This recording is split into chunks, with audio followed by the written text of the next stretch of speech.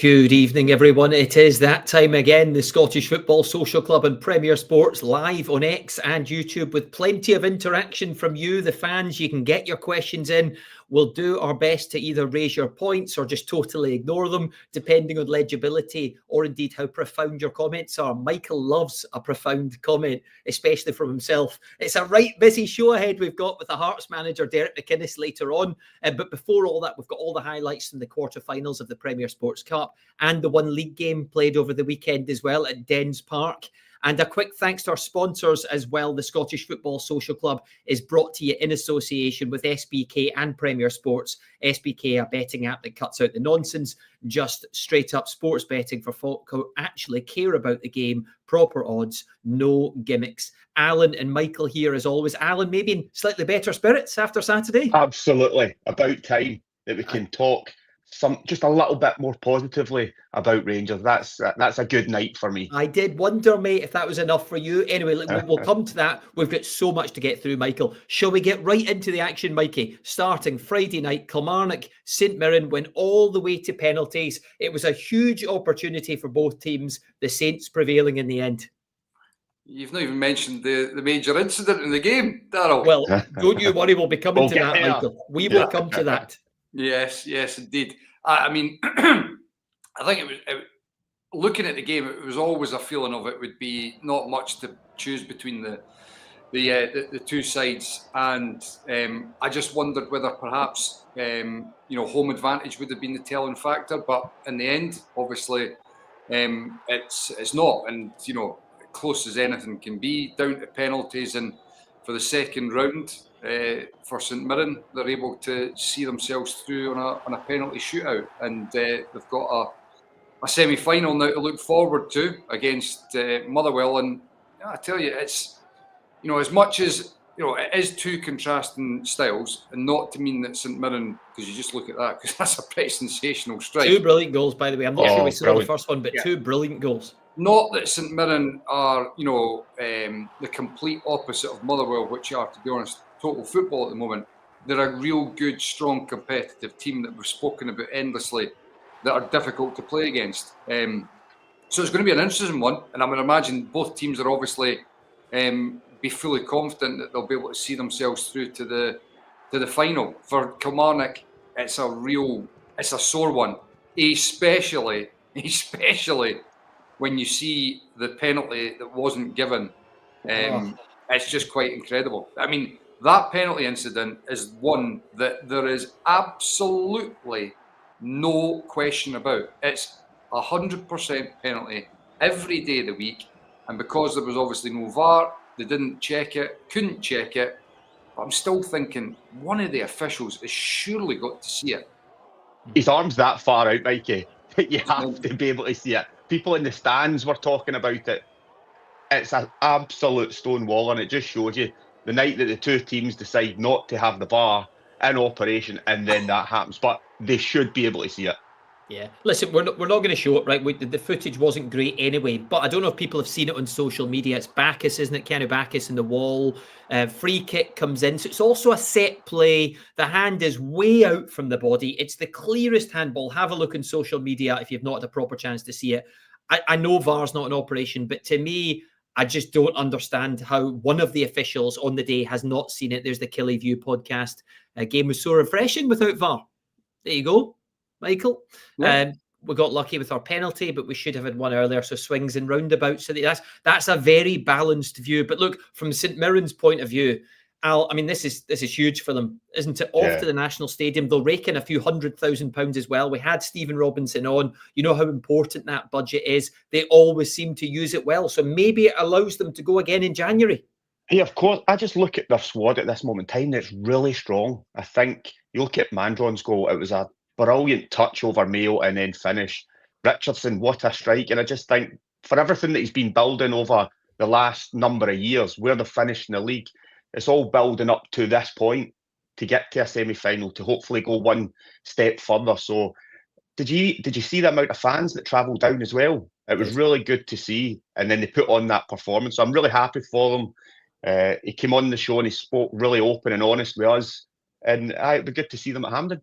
Even before the draw, Michael, Stephen Robinson had said, it's a once in a career opportunity for his players. Then that draw, as you've already mentioned, look, Motherwell have played some great stuff this season as well, but what an opportunity now.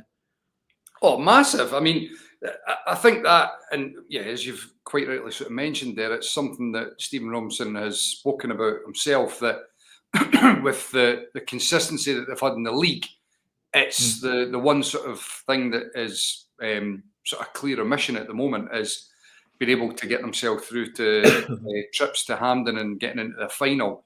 And they will be viewing this as a great opportunity. Yeah, and another good point, obviously, that Hutz has mentioned there, the crowd that went down to Rugby Park. It'll be interesting to see what sort of crowd they get going to Hampden to a game which, is really, it's a 50-50 and an unbelievable chance to get through to the final and play one of the Glasgow teams. Yeah, and a really sore one, obviously, for Stuart Kettlewell and Killie, and a few maybe eyebrows are raised when he got the job, but I know it didn't go the way in penalties, but I think he's probably won quite a few Killie fans over. They look like they're going to be really hard to beat this season, and they play some good stuff too. Yeah, absolutely. I think I liked the appointment. I must admit, with his track record, with everything that he'd done at Motherwell, bringing through the young players as well, he's going to do that at Kilmarnock. We've seen already. So I'm looking forward to see how he develops this squad, because they lost a lot of experience, if you think about it, at the end of last season. So they've started off decent enough. I think they'll give anybody a game, as we've seen. And Mikey was right. It was definitely 50-50. You're not really sure which way that was going to go, but I think the way St Mirren play, they get the ball forward quickly, they're a real problem, and they just come up short at the end of it. So they were unlucky. And there you go. There is that semi-final live in Premier Sports, of course. Right onwards, Aberdeen, Motherwell, a lot of eyes on the Dons ahead of this one, Michael. Problem scoring goals, and it's only continued. We'll come back to Aberdeen, but Motherwell, they create a lot. And of course, they took the one big opportunity they needed to take in this one. Well, I tell you, it's a great finish for Charles Cook. When you think about what electric season he had at Ross County before he left, you look at the signing from Motherwell's perspective and you think to yourself, that's another really good signing. I've got to say that the combination of obviously players that Jens Bertolascu has brought in, when you think about the likes of Just, Said, guys that he obviously recognised and recommended, and then the likes of Stephen Welsh coming in, you've got as I said there, Regan Charles Cook coming in, and you think to yourself, Elliot Watt, for example, as well. He was on loan at St Johnstone last season, and you think they have really put together a good squad now, and there's a wee bit of depth in there as well, and they play great football. They don't, and this is the other thing about Motherwell for me. They are not conceding barrel loads of goals, so that puts to bed this myth of playing open and expansive and nice football leads to being open and exposed defensively.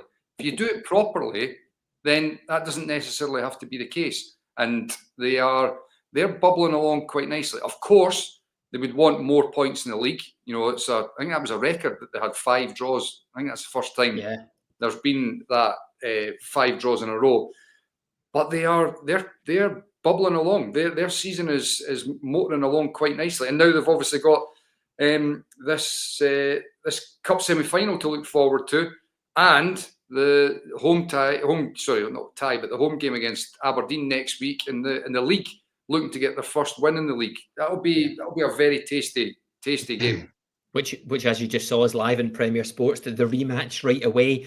Look, when you look at the highlights to the game, regardless of what any Motherwell or Aberdeen fans say, Aberdeen did hit the woodwork a couple of times, Alan, but Motherwell had plenty of opportunities. They did too. Maswanisi early on, smashing one off the bar. O'Donnell cleared off the line. I mean, they created a lot in the game. Yeah, they did.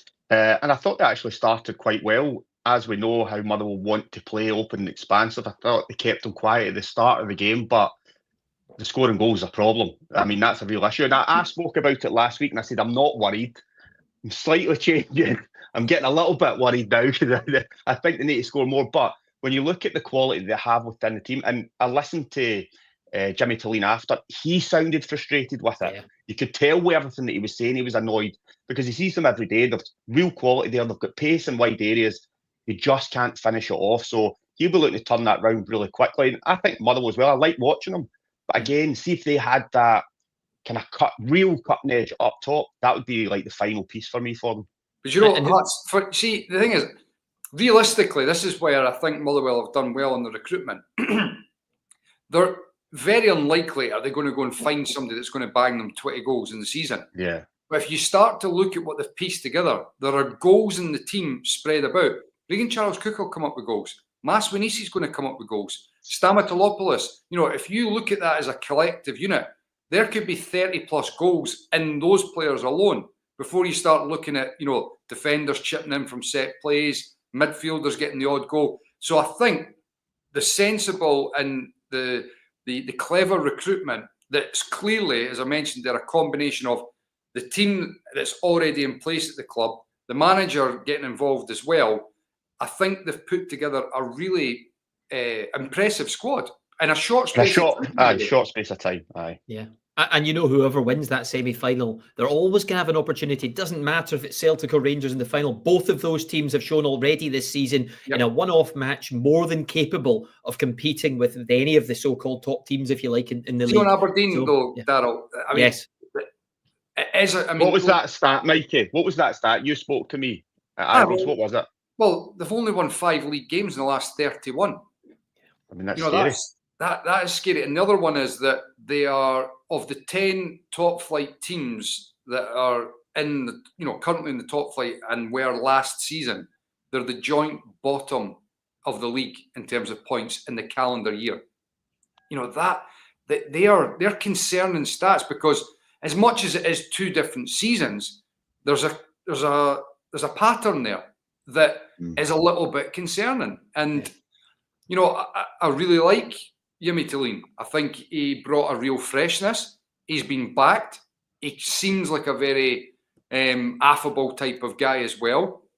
But that doesn't count for much in football if you're not getting results. And you wonder what it is, though. I know. See, when I sit and watch them, I'm trying to put my finger on it. What is it?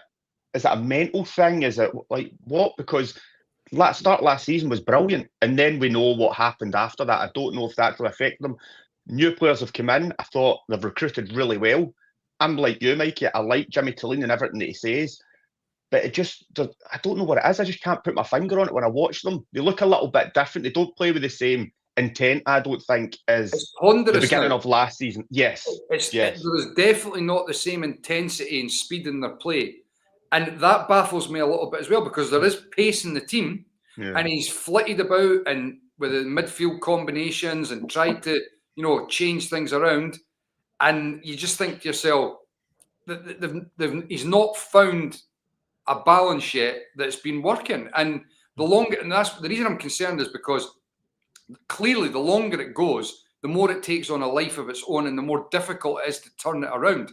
And, obviously the comment that we just made there, it does pose a very good question. Had the Scottish Cup not been won, what sort of pressure would there be on the manager? Because the cup victory, look, that's what football's all about, winning trophies. And it was a great day for Aberdeen. But if you start to look at it longer term, like we just have, it's not great.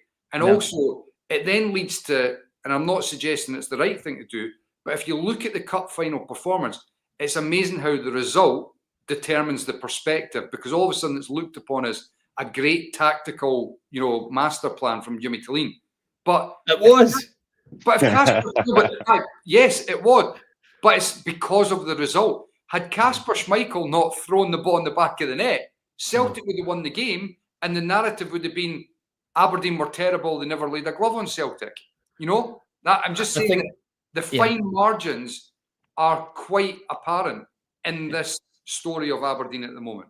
Stuart Armstrong looks as if he's going to have to get up to speed. It looks as if he's obviously lacking a bit of game fitness or game sharpness, but the other additions do look like good players. Is it a matter of time? I don't know. You look at the fixtures. We just mentioned that live game against Motherwell on Premier Sports this coming weekend. Before that, I think tomorrow night they're at Tannadice. Yes. So that's a huge game for the Dons. and then a European campaign ahead. And by the way, the draw, there's some really tough fixtures in there. So I do think, and go back to Kevin's comment a minute ago, it does feel like, I know it was meant to be a 3-year project for Midtjylland. It does feel is getting quite close to make or break time. So we'll see what happens in the coming weeks. On to the Saturday tea time game then. Ibrox, Al, where you were live in Premier Sports as well. Look at that wee smile breaking out there. It's a smile from Al. Russell Martin was almost smiling as well, Al, at the end of the game. I say almost. But what was it like inside Ibrox, first of all? There was more people there than what I thought would be there, if I'm totally honest. Look, I think with everything that was going on, the outside noise, the protests, I thought Rangers started the game actually better. I think they've been really slow to start in a lot of games this season. So they were better in terms of that. I thought the balls getting thrown onto the pitch didn't really help Rangers cause much. I understand why they've done it, but I don't think it helped them. It kind of set them back a little bit. But I thought the performance overall was better. The big thing for me, start fast. Look, it's not a finished article. Yeah, absolutely. They're not a finished article by any manner of means. I think the same problems are still there at time to time, like these. Giving the ball away, being a little bit sloppy in the transition, left wide open defensively. And we all thought that was a perfectly fine goal until we seen that angle. And then, of course, you can see, why. We thought he'd taken it down on his knee. What a brilliant touch, bang, goal. So, look, that was the right decision.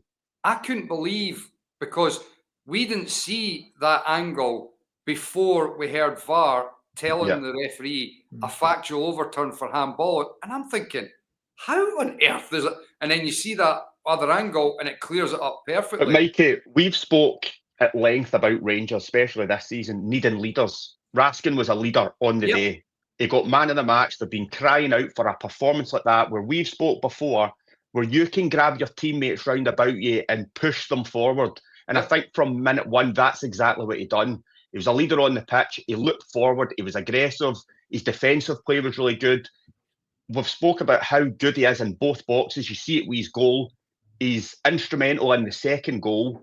And hopefully that just puts everything to bed now with what's happened in the past with him and the manager, because there is no doubt about it, he is needed if Rangers want to move forward. He must be the first name on the team sheet from now on with performances like that. But you know what? This is what still I find staggering is, you know, the manager's come out and he said, I gave him a role that really suited him today. And, you know, and he excelled and played brilliantly. And I think to myself, how could you not have seen this like 2-3 months ago? Like, surely you recognise, if you know anything about Rangers, that Raskin was probably, if you were looking at changing your captaincy as well, by the way, which is what, you know, they were clearly, he was trying to edge Tavernier out, Raskin would have been your guy. Like, he would have been the man. I think we all said it on this show some time ago, Michael. Yes. So that again strikes me as a lack of understanding of what was needed at Rangers. The core of the team was there. The likes of Butland, Suter, Tavernier, Raskin. These are guys that are good players that needed extra strength and leadership and quality around them. But two of those guys in particular, the captain and Raskin, he was trying to move out. And you say to yourself, that to me is poor judgment. And it only now, after there's been such a rigmarole, as he got back round to, you know, heralding what a leader Tavernier was in the wake of the debacle in Brugge. He spoke about, he was brilliant. He was sitting on the bench to begin with. No. And then with Raskin, now... Some of your best games, sitting there. Talking about how, I gave him a role that really suited him. Well, you should have done that 2 months ago, and you wouldn't have been through this whole, really poor period of time where all these, extra sort of stories and all the sort of pressure that's come around from it, that's been unwelcome. Well, you could have avoided that, I think. Yeah. And you would have to assume as well, look, maybe he was never going to sign a new contract, but you'd have to assume as well, given everything that's happened, there is no chance Nico Raskin signs a contract extension while Russell Martin is still in charge. Andrew Kavanagh was there. I don't know if you saw much of him, Al. I wonder what he made of all the protests, the fact that the stadium was half empty. I know they announced, about 34,000. Yeah, there was some like talk on social media of some fans coming up and checking in and then leaving to make sure that they, registered their season tickets and stuff so they can get tickets for other games. I don't know how much that happened, or indeed that's what some of the fans were saying online. But, he's got some big decisions to make, win or not. It's not like Rangers were unbelievable in the match. No, they weren't. No, they weren't. That's why I still think there's a lot to improve. The manager spoke about it after the game. You could see the frailties at times, especially defensively. Even in the final third, you're looking for relationships to start building. Gassama on one side coming in, doing a little bit too much when there was opportunities to slide people in. That needs to become better and not at times be sloppy to give the ball away, and then you're kind of open to a counter-attack. But Andrew Kavanagh was there. We seen him at the tunnel. You could see he was looking about to get a sense of what was going on and see it for himself and witness it, what was happening. He'll have his own opinion on the whole side of Russell Martin and where he lands with him. The thing for me is, if Russell stays in charge at this moment in time, it needs to change now. There's no more time. There's no more waiting. This has to go from strength to strength from this game onwards, because if not, you feel that they're always going to be just that one game away from a crisis, and I just don't think you can move forward is the like next that. game. And the European campaign, given how well Rangers have done at times in Europe the last few seasons, it also feels like that's absolutely huge, this campaign, for them moving ahead again. So every game, just maybe one more match away from turning it around, or a disaster. It feels a bit like that. What about Mikey Moore? Does he feel as if, does it look as if he's playing within himself, Al? A player I'm sure you heard a lot about and saw quite a bit of in England. Yeah, of course. Look, I think it's very difficult to put the pressure on someone so young at this stage. Like, Michael spoke really well about it, actually, how you're looking at this young boy to come up and really kind of spearhead an attack for Rangers with everything that was going on. I think it was always going to be difficult. If he comes into a side at this moment in time that are flying, they're joint top of the league, they're scoring goals, they're playing with confidence, I think you bring him in there, he plays with a freedom and he goes and does what he's capable of doing. He drives at people, he takes people on. I think to look to him to do that at this moment in time is asking a little bit much of him, if I'm totally honest. But comes with a big reputation, yes. He'll get his moments. He's just going to have to grab it with both hands when it comes. For me, Darrell, everything that Hutz has just said there, again, this strikes me as the people that are making these decisions behind the scenes at the club don't really recognise how difficult it would be for a youngster to come from England to have so much pressure, because they made him out to be a world beater as well, by the way, when he was coming, to then come into a misfiring team and, as Hutch said, spearhead it. The guy is a youngster. And I don't really understand the strategy of spending mega bucks, by the way, on loan fees to bring in really young, inexperienced guys for you then to develop other clubs' talent. Because one, I think you'd get greater value and productivity out of signing the likes of Vaclav Černý, who was, he was a solid, already made starter who would have an impact in the team. Never mind Sima as well for £4 million. I was just going to say, but to be fair, over on the left-hand side, I think Gassama is looking like a good addition, Yeah, and he's good. No doubt there's value there, Mikey. And he's younger than Sima. But if you're looking at, I get your point, but I'm talking about on that right-hand side at the moment in particular, Mikey Moore doesn't look comfortable over on the right. And it's a little bit of the Celtic, scenario where they're loaded of these right footers that want to play on the left, but they're not got too many options out on the right. And you're asking this kid to go and play on the other side that he's not totally comfortable with in a team that's not really found its feet yet. And he's also trying to learn the game. And I just think that's a lot to put on a youngster's shoulders. Shades of Amad Diallo as well. Players who are obviously talented, highly rated coming up and expected big things right away from, don't always deliver. And then they go back down south and do really well. See, another thing I was going to say, just to continue that theme, Magoma is clearly a good player, the left back, right? But he's another young, inexperienced player. And if you look at that chance that Martin Boyle has from Cadden's cross. Great ball, Yeah. should score. But that's, to me, is another classic example of a youngster learning on the game. Yeah. And You Cornelius is yeah. not No, happy. it does. No, it does, Mikey. But I used to do it when I was younger as well. Very eager to jump and get forward and try and be involved in play. And what normally happens is when you are playing that aggressive way and you jump too early, when the ball's turned over, you're now out of position and beyond the ball. So good players will find gaps.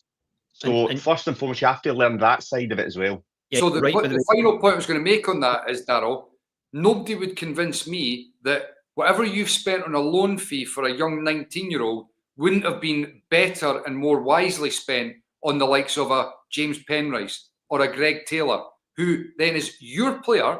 1, 2, they're Scottish, which is definitely a help when you're talking about in Europe as well. And 3, have an actual resale value for you as the club. Yeah, and it wasn't like Rangers aren't spending money. They're spending money on strikers who haven't scored a lot of goals. Trinity came on as well. But anyway, need to move on. Just final one on Hibs, Michael. You know, watching on, I know they've got a big game, by the way, against Falkirk live in Premier Sports tomorrow night. And there was a comment that came on screen, I think, from me again. Not me, but from me a few minutes ago, them conceding goals at bad times and maybe dropping a lot more points and ended up losing out in games that they should have got more from. I was just disappointed watching on. I know that Boyle had big opportunities, maybe could have scored a hat-trick another day. I thought they dropped off in the game quite a bit, Michael, and I'm not really sure why. Well, I think there's a couple of things here. Hibs are definitely a counter-attacking team. You know, they look at their best when they're doing that. And you saw that in moments at Ibrox. But Rangers are fragile at the moment. And I just felt like they could have and should have tried to pressurise Rangers higher up, like Hearts did last week. Exactly like that. That's what I was expecting. You saw what came from that. And I just feel like they dropped a little bit too far, and it allowed Rangers to get a little bit of a rhythm and feel their way into the game. And then the game sort of got away from them, and it felt like they were chasing it all the time. And that's happened quite a lot with Hibs this season. I've got to say that it feels like they've constantly been having to chase games, and they've been managing to get themselves clawed back into it. But tomorrow night away against Falkirk is a huge one for them because they need to start. You know, I see one of the comments there talking about Hibs are a myth. That was Hugh Burns. You had a lot of comments tonight. I'm not sure that they're a myth because I do think they're good. But you get the point that folks start to ask the questions about them. Are they really what we think they are? And the only way that they're going to, you know, turn people's opinions positively is by getting results. And that starts tomorrow night. Big game. On to Celtic then. Partick Thistle Celtic. Michael, very, very comfortable for Celtic in the end. Scored some good goals as well. And some players just continue to catch the eye, like Tunekti. Obviously looks like a really good addition. Lovely little touch as well. His goal from Iheanacho. Is it coming together a bit, you think, for Brendan Rodgers and his team? And maybe suffering confidence earlier in the season and the Kairat disaster and didn't look particularly good at Ibrox. But is it now coming together, do you think? Well, when you talk about coming together, it's adding quality at the top end of the park. You know, it's not rocket science. You know, Brendan Rodgers spoke about it, you know, endlessly during the transfer window. It's happened now, and then all of a sudden you see and you think, oh well, it's coming together. Well, yeah, because they've made a couple of additions now. Iheanacho, you think to yourself, he's going to have to get up to speed, and he will. But you see the quality in terms of his link-up play is clear. It's there. That's not something that Celtic have had even before with Kyogo. It wasn't one of his, you know, real strengths. No. You look at Maeda; it's not one of his strengths. And Adam Idah could do it, but it was inconsistent. Whereas I think where you see with Iheanacho, that is something he's really good at. He's really, class. When he's on, he's class. Really, really nice touches. He's got good, you know, awareness and vision of what's around him. So it brings a different dynamic to their side. And clearly, with Tunekti, this he's the difference maker. He really is. Down that left-hand side was a constant threat. That just shows you get him in a month. This is one of the funniest. That goal was one of the funniest things ever. Nobody in the stadium thought it was a goal. Nobody.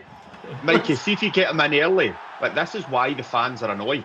Yeah. But you get this quality, and you know you needed somebody in there with Kuhn leaving, Jota injured, like Kyogo leaving in the January transfer window. It was glaringly obvious what they needed to do, And that's why the fans are up in arms, because they can see he's a talented player.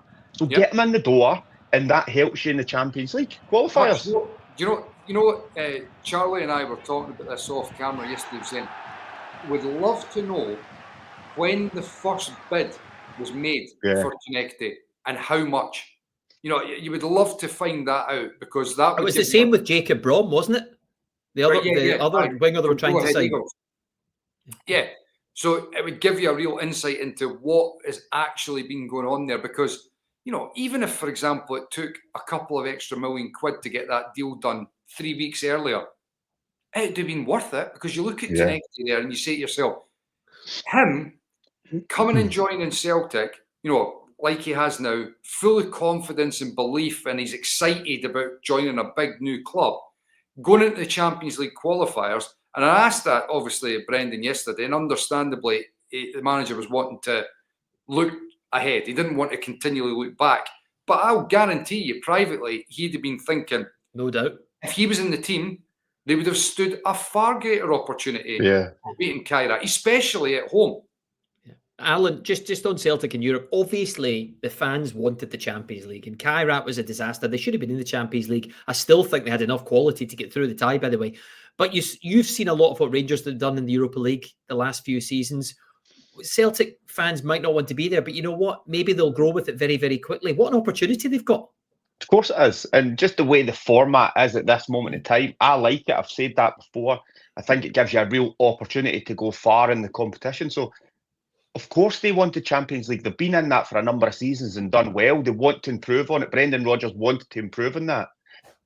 Did they take Kairat a little bit lightly? I don't know. I think they should have had enough, in my opinion, without the new signings to go and beat them over two legs. But when you're in the competition, the Europa League, it still does have the special nights. If you can go on a good run and get some good victories, I think everybody comes behind you. The fans get behind you. They still enjoy the European nights. And you've got an opportunity to go far and go deep in that competition. It can be done. Yeah, starts in Belgrade midweek, and of course the semi-final to look forward to as well. Celtic against Rangers, live in Premier Sports. Cannot wait for that, exclusively live. Eric, one more league game to look at, or the only league game I should say to look at, played over the weekend. Dundee against Livingston. Went the whole way, went the distance, Michael. Late penalty decided it. David Martindale was absolutely fuming. Stephen Presley needed the points. A game that had a bit of everything, Michael. Oh, aye, absolutely. And Simon Murray obviously getting a really smart goal there. And I think, you know, the big concern obviously from Dundee's perspective up until this point has been just, are they capable of scoring enough goals? And I think what we saw from that is that, well, yes, they can score. Ultimately, that's a poor one, I think, for Clark Robertson personally. I think he should have been defending that situation, you know, a bit better. It's a bad 10 minutes for him, to be fair. It was. And that one, I'm thinking to myself, I don't understand how he's not just taking the ball.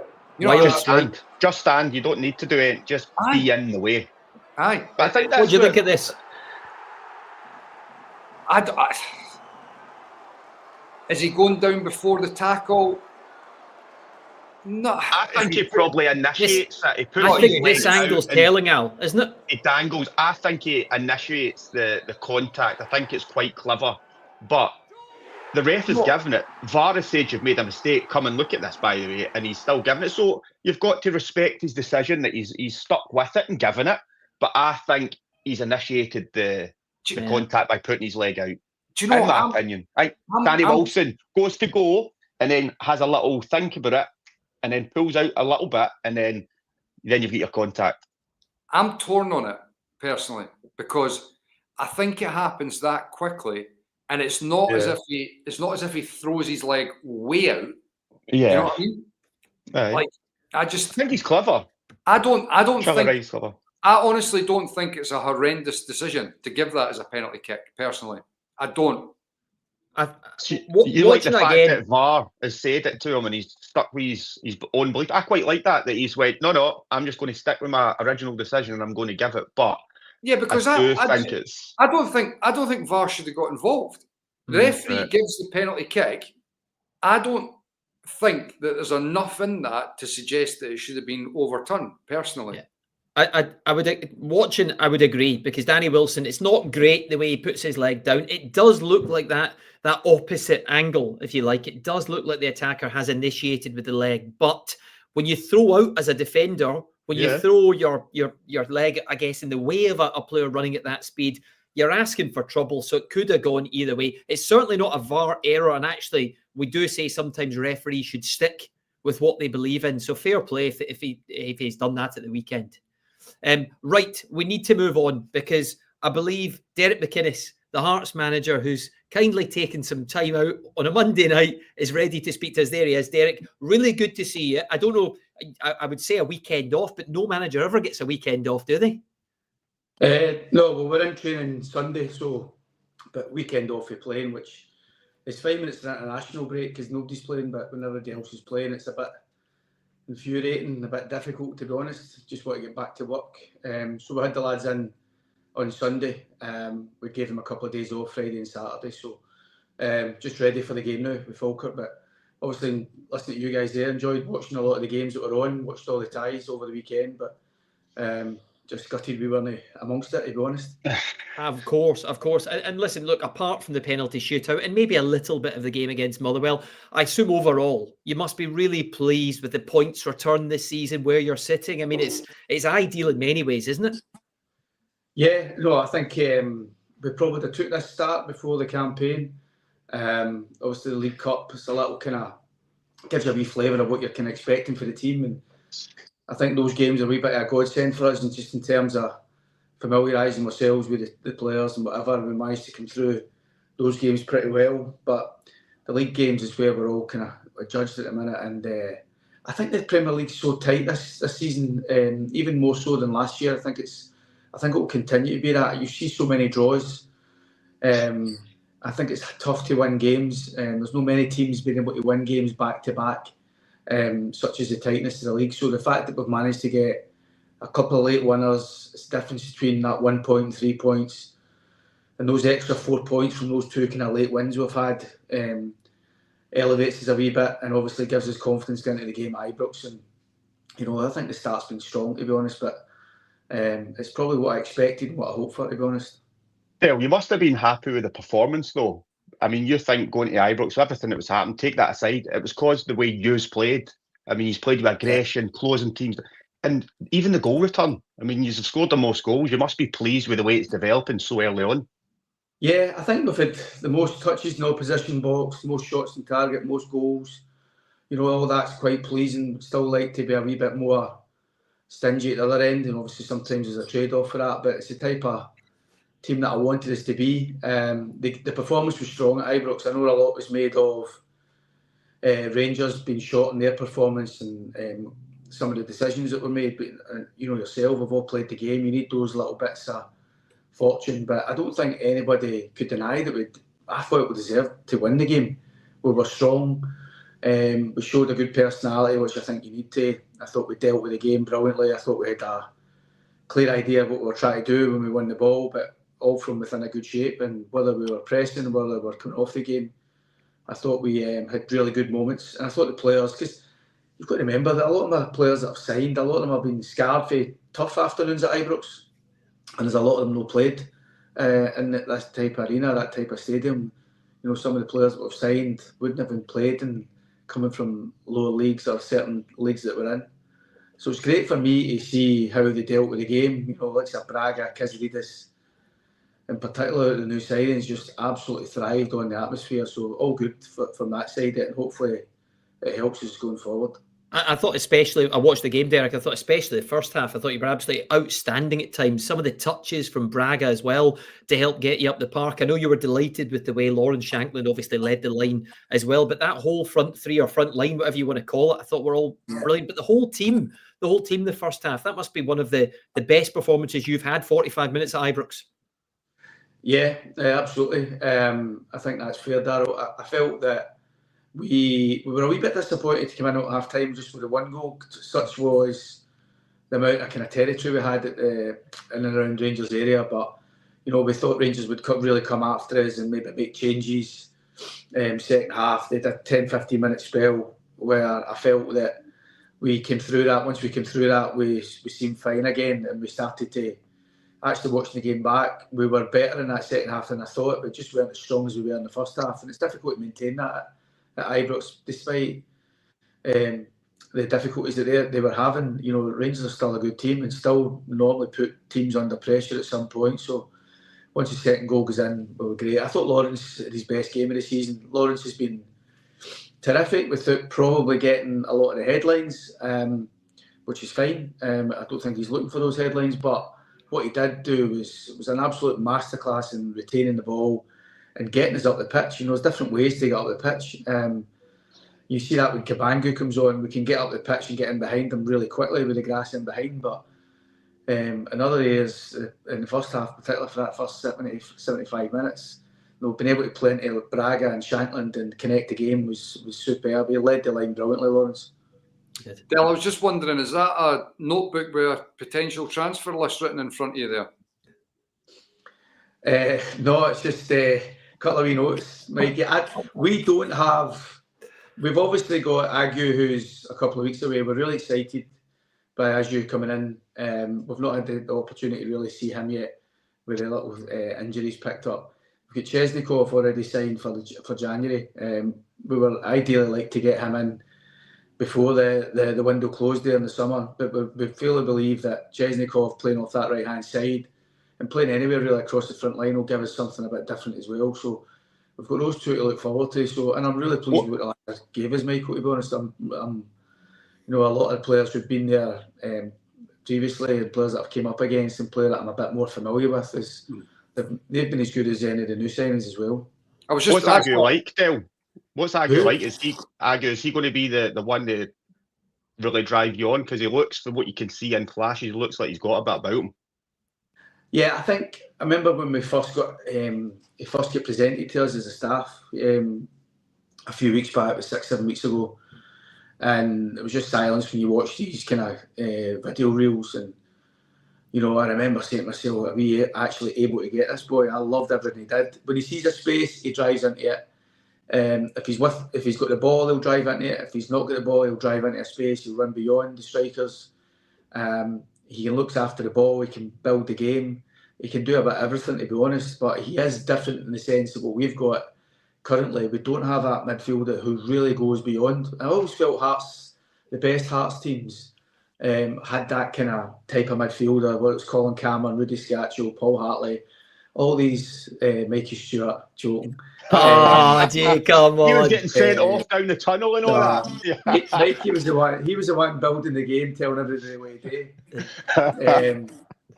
But Agu is the type that will really go beyond and can make a difference in these games. And I think that when I watched them, I mean, obviously sitting with Alan and Paul, when we watched the video, and we all looked at each other saying, "Can we actually get this boy?" And it was still a lot of work to do to get him. So the club deserve a lot of credit, not only for identifying him, but actually getting the deal done, because we need to bring them in at Hearts wages. We don't have. Obviously, there's a lot of investment and there's a lot made of that, but we still have to cut our cloth accordingly. But there's a significant fee there, which I think illustrates how we all feel about him, that it's good value. It's going to be a good asset for us. As soon as he puts the Hearts strip on and plays regular, we think that fee will be even more because we're that excited by him. And I think Chesnikov, Alan, as well, is one that in a Kazakhstan and international, playing at a good level for a period of time. We feel he's ahead of some of the boys that were brought in terms of the levels and in terms of the experience. So some of them there's that understanding when you bring them in that there's a bit of time to nurture them and get them up to it. But I think Chesnikov is a couple of steps ahead of the level where some of the lads will sign. So I think he's one that can come in and hit the ground running. I know Michael wants to come back. And just a couple of quick things there. As you mentioned, I wondered with the weekend off, would he be back a wee bit sooner? But still 2 weeks or so, did you say, away? Yeah, he won't make Saturday. And he'll be touch and go for Hibs. I mean, obviously, He's really keen for that one, as we all are. The nature of where the hamstring injury, it's not a significant injury, but it's one that you probably do need to be careful with. And it deserves our full attention. So obviously, we don't want there's an international break after Hibs, but we haven't ruled him out for that one. Okay, and just on Chesnikov, I wonder, because I've seen some of the clips as well, and he does look like a really exciting player. When you have the international break, when you have the kind of weekend off, I know it wasn't a weekend off, but without a game, is that the kind of thing that can you spend a bit of time to almost check in to see his progress, how he's doing? Obviously, he's involved in a season trying to win a title. Have you had discussions with him? Can you do any of that sort of stuff when you're not playing a fixture? No, the last discussions I had with the boy himself was prior to the window closing, and just to see if there was anything that could be done. But obviously, his club are in charge of that situation, and as you say, the club's going for a title. They don't. It's not really in their interest to kind of cash in on him, and we have to be patient with that one. Obviously, I get sent all the clips for the weekend games, but it's all our loan players and certainly Chesnikov players. So we managed to pick up on Adam Forrester, Paul Sheeran went and watched Macaulay Tate, and Chesnikov and others are ones that we get sent to us to watch and get that regular update. Yeah. Okay. Derek, I was just wanting to ask, with regards to Chesnikov, obviously I think it's October next month that his contract's finished. When would he realistically, I know he can't sign till January, is there any rules, regulations, laws that stop him from coming earlier to try and settle in a bit quicker? No, I don't think so. I think the kind of rule of thumb with all that is, as you say, he finishes October, he gets a bit of a break, maybe through November, and then the intention, I think, for him to join us in December and just integrate through training, all being well. But he has signed, he just can't play till January, as you know, with the window opening. So we just want to try and make sure he's as fully prepared and as ready as he can be for us, really, in that first game proper in January. And then have you got a house to rent or something, Michael? Are you something you're trying to get out here? Don't you worry, Darrell. No. Don't he'll arrive when he arrives. You've got that many rooms. What about just a room in the house? No, you don't want to cross over in private life and public life. He's on good money, but he'll know about affording any of your properties. Anyway, I want to ask about the January transfer window. Is there much business that you're looking or thinking you would be doing in January? I think defensively we seem okay in numbers. Obviously, we want to try and give everybody the opportunity to see how we go between now and then. Particularly some of the newer lads to settle. I think as I say, gives us something different. And I think Chesnikov really kind of nails down that kind of wide right position. We've got Kajota there, it can play there as well. And we're trying to work him towards getting to finding his feet and give us more an impact here. But I think these things, you don't, at the minute, I was asked the question with the recruitment team last week, is there anything really pressing for January? And at this moment, you'd have to say no. But that can change through injuries, form, maybe just for that kind of, depending where we are in the league, whatever, we can give everything else a bit of a jag. But there's a few players currently out of contract in the summer, and we'll try and get round to addressing some of those as well. Derek, right back, I just wondered whether that was, with Borker, I think, being out injured, he obviously didn't do anything in the summer. Yeah. And Forrester's gone back up to St Johnstone as well. You must obviously just be happy with McInnes in there. There wasn't any thought about bringing someone else in. Yeah, but I think we kind of knew that Borshevink was only, he's back fully fit, he's fit for the weekends. We kind of knew that he was only a few weeks away rather than months away. And Christian was brought in to be the guy at right back. So he's got that opportunity now between now and January to go and establish himself. And we fully believe that he's got so much to offer. So hopefully he can go and show everybody what he's capable of. And Oisin McInnes, we feel that he settled brilliantly wherever we've played him. At right back at Ibrox, he was outstanding, particularly in that first half, dealing with the threat. And we just feel, sometimes we'll play with a 3, so we fall between our right back stroke wing back. And we just think sometimes you just got to make do what you've got, and there wasn't anything on the budget to get another right back in. At that moment in time, but plus I wasn't going to war to get one either. We were happy. The board have been really supportive in what we've tried to do. We brought another goalkeeper in, which wasn't something we were planning to do, but we've done that. through circumstances, and that was us finished in terms of this window. So, and we've done some good work. I think people are always, and it's your job, I think, in the media to highlight the areas that teams can do better. And there's always supporters out there who think, we've not got this and we've not got that. But I think you've got to sometimes look at what you actually have got and not what you don't have. And as a manager, you don't always get what you want. But I'm more than happy with what we've managed to put together in the short time. I believe we're on the start of something special. I believe totally that there's only good things going to happen for Hearts, and hopefully we can get there as quickly as possible. You were mentioning obviously fullbacks and stuff. Anything up your sleeve for Harry Milne this weekend? And have you checked with your son? That wasn't great, to be honest, because his reaction was how everything I thought. And if it hadn't worked, I would have been getting the absolute pelted. But some games I've won at Rangers before, and I've won at Celtic Park away back in St Johnstone. We played double fullback because it's like sometimes Celtic and Rangers fullbacks can always play like wingers, and sometimes having that double fullback can be not the strangest thing to do. But obviously, it was quite unusual for Harry in the sense that he's not played there since he was a young boy. But when I spoke to him about it, I didn't need to sell it to him, and that was important. If I had to sell it to him, then it's probably not the right thing to do. But when I spoke to him about him and Kazarides coming in, because we thought Rangers would just play with 1-6, and we thought if it was going to be Conor Barron or whatever, that we thought we could be able to play a left and a right, a right and a left in Kazarides, and we'd be able to find those spaces to engage with our strikers. It's exactly how it played out in possession, but out of possession we were really solid down what I thought was Rangers' strongest side since the start of the season. Makoma and Gassama, when they've played on that side, the heat map shows you that there's such a good partnership. A lot of their goals, crosses, assists have came from that side. Now, they played Mikey Moore that side, which was maybe kind of flew against what we tried to do, but we actually thought that Gassama would definitely play in the left. And when he did come in the left second half, I thought he had a bit more of an influence on the game. So that was reasons why we did it. I think there was a lot of reasons that made a lot of sense, but to a lot of people it would have looked really unusual and a bit kind of strange. But thankfully it worked for us. He was excellent. He was excellent. If it hadn't worked, I'd still be getting asked about it now.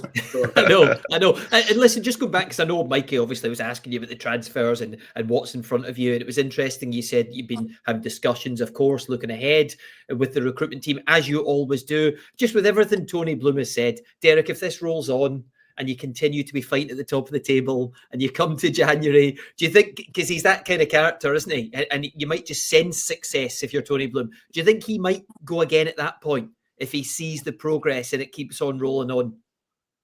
Possibly. I mean, obviously, it's a board decision and the club have to see where it's at. But it'd be nice to have that type of conversation in January. But, it's we're still a long way off from that, and I think there's nothing wrong with being excited about that and the potential of the team and potential of what the season looks like. But I'm pains to stress that we're coming from a long way back. We were a bottom 6 team last year. We've got a lot to do. I remember when we got to second in the league, I think we were a point behind Celtic at Aberdeen in January, and we didn't have the money. They didn't have the money to go and compete. Celtic went out and spent millions, I think, in January just to try and get themselves away from us. And they showed the strength of them. And I remember thinking at the time that we're going to have to try and get through the season. We lost Danny Ward back to Liverpool the last day of the window in January, and we lost Adam Rooney the second day into February. So I lost my number 9 and my number 1, and we were weaker when the window closed. I think for any manager in any team, that regardless of where you are in the league, come January, you want to try and come out the window stronger. And I do believe that if we're in a strong position, or if we've got work to do still, I do believe that we will get stronger, such as the belief in the recruitment and the analytics. I believe we will get stronger every window, regardless where we are in the league. Derek, you've pretty much answered the question, because Darrell and I were talking about this earlier on and thinking and wondering, from that time at Aberdeen when it went to the post-split fixtures and you were still in the hunt, we were wondering, was there anything that you'd learnt from the January window? And clearly you've just answered it there, that you lost Rooney and you lost Ward and the squad was weaker. Is there, and you've probably mentioned it there, is there a feeling that when January comes around, if, in a hypothetical, Hearts are in the hunt, is there a feeling that Tony Bloom would perhaps even sanction another record transfer fee for somebody to push on? I don't know. These types of conversations haven't been had, to be honest. We've obviously got a budget to try and work towards, and we are over budget at the minute. So the club we're going to have to feel the pain of that a wee bit at the minute. But obviously the club are in a hurry, and Tony Bloom and Jamestown driving that, and we want to try and be as strong as we can be, as quickly as we can be. So the answer is, Michael, I don't know. But we're kind of on numbers. Obviously, Kenny Vargas goes out. We've got a few lads moved on, and with the 1 or 2 injuries we've got, the squad is still probably 1 or 2 ahead of what we need. But things can change. Maybe players not getting regular game time might look for something else. But in terms of us, I think it's just, as a manager, all you're looking for is to try and be stronger coming out the window, and whether that's spending money, or whether it's just been really strategic in the market and bringing good free transfers in, or good loans, or pre-contracts for the following season, who knows?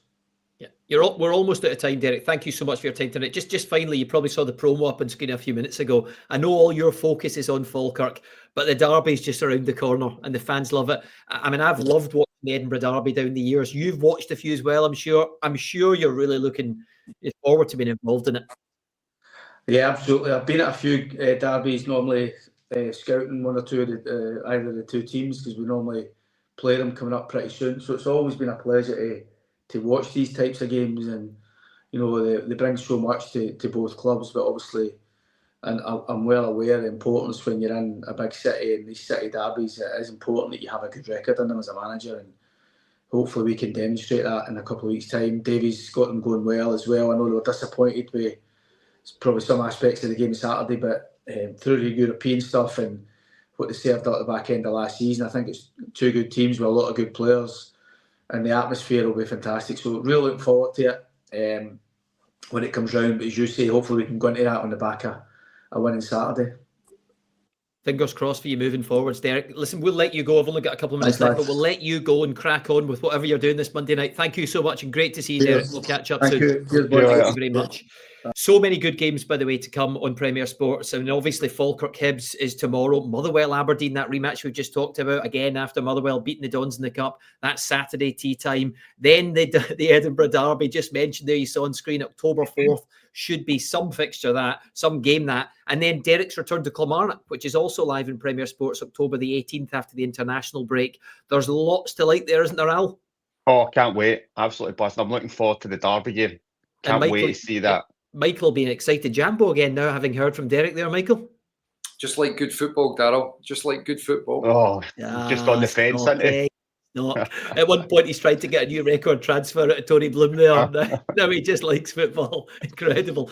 Right, listen, guys, thank you very much. Enjoy the game tomorrow night. Big week ahead, of course, for lots of teams in Scotland. And we're back next Monday in the Social Club. Thank you for watching. Bye for now.